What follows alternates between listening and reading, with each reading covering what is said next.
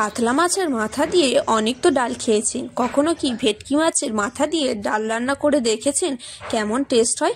আজকের এই পরীক্ষাটা আমি করতে চলেছি। ভেটকি মাছের মাথাটা আমি একেবারেই কাটতে পারিনি, যার জন্য ভাবলাম মাথাটাকে ভেজে গুঁড়ো করে ডাল করব। তো চলো আজকের এই ভেটকি মাছের ডাল রান্নার প্রসেসটা তোমাদের সাথে শেয়ার করব। দেখতেই পাচ্ছ একেবারে মাটির উনানে লোহার কড়াইতে নিয়ে বসে পড়েছি মাছ ভাজতে। প্রথমে মাছের মাথাটা দিলাম, কিন্তু তখনও তেল তেমন পরিমাণে গরম হয়নি। তারপর মাছটাকে উল্টিয়ে পাল্টিয়ে ভালো করে ভেজে নেব। তো তোমরা দেখতে থাকো বন্ধুরা কিভাবে মাছটা সুন্দর করে ভাজা হয়।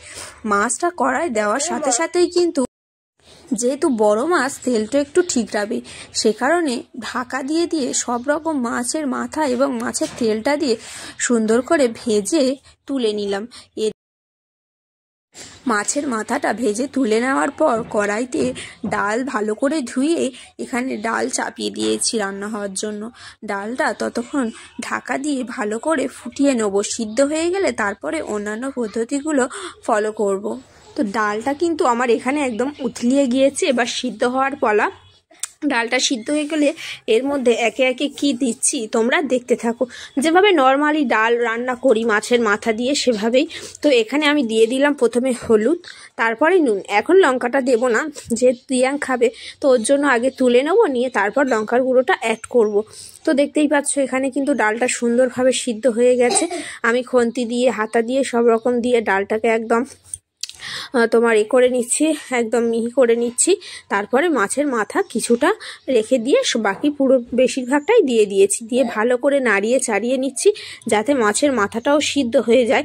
কেননা পরে যদি সাঁতরানোর সময় শুধু মাথাটা দিই তখন মাছের মাথাটা কিন্তু তরকারির সাথে সিদ্ধ হতে একটু টাইম লাগবে। তাই আগে দিয়ে আমি ভালো করে আরও একবার মাছের মাথাটা দিয়ে আমি ডালটাকে সুন্দর করে নাড়িয়ে চাড়িয়ে নিচ্ছি। তোমরা দেখতেই পাচ্ছ বন্ধুরা।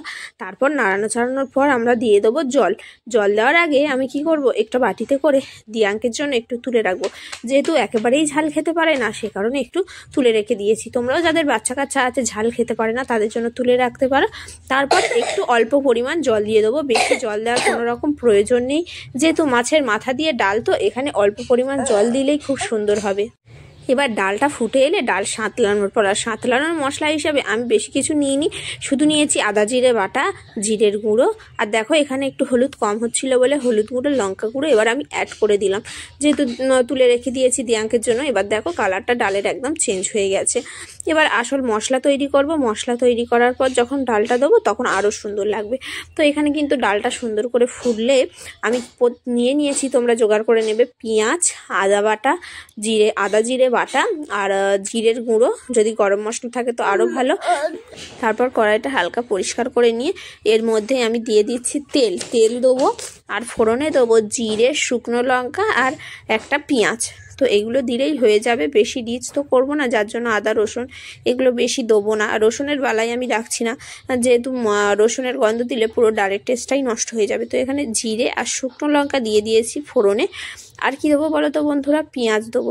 আর এদিকে যেহেতু পাতার জালে রান্না, তো কন্টিনিউ জালও দিয়ে যেতে হচ্ছে, তাই একটু প্রবলেমও হচ্ছে।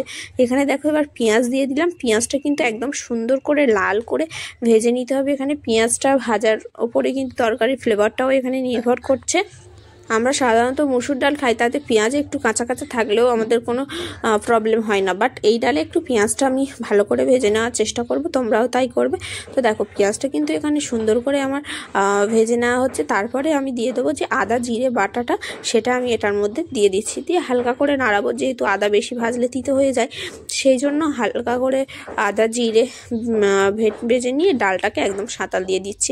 আর সর্বশেষ দিয়ে দেবো গরম মশলা আর জিরের গুঁড়ো, দুটো দিয়ে ডালটা নামিয়ে নেবো। তারপর তোমরা খেয়ে দেখবে এরকমভাবে রান্না করে টেস্টটা কেমন হয়েছে। আমার তো মোটামুটি ভালোই লেগেছিল।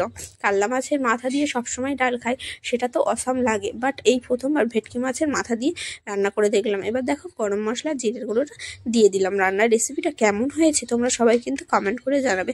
আরও সুন্দর হতো, জোগাড় করতে পারতাম, বাট যেহেতু মাটির উনানে আর পাতার জালে রান্না, তো তাই একটু প্রবলেম হচ্ছিলো। তো যাই হোক, অবশেষে কিন্তু আমার রান্নাটা এখানে কমপ্লিট হয়ে গেছে। এবার আমি বাটিতে ঢেলে নেবো, নিয়ে সার্ভ করব। ডালটার কালার এবং টেস্ট কিন্তু ছিল খুবই সুন্দর। কারা একবার অন্তত বাড়িতে ট্রাই করে দেখতে চাও তোমরা কিন্তু অবশ্যই কমেন্ট করে জানাও।